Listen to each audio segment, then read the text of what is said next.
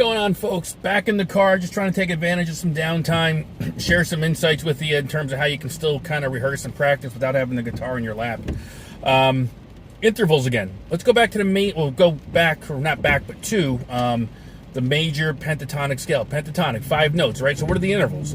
Your root, your second, your major third, perfect fifth, and a sixth. Just memorize it. Don't worry about, playing it right now. Just memorize the intervals. It'll come in. If you don't know it right now, or it's kind of, sketchy, you're not quite sure, just memorize it. It will come in handy eventually down the road. These are things I wish I did years ago. So just memorize the intervals. Write them down on paper, repeat them over and over in your head. That's why you kind of do the stuff in the car. Just to, kind of keep everything sharp. Your root, again, every scale, excuse me, every scale, major, minor, whatever it might be, it's going to have a root. So it's your 1. You've got the second in this particular scale. So your 1, your 2, your 3, which is your major third. So right there, 1, 2, 3. Memorize that. You got most of it memorized already. 1, 2, 3.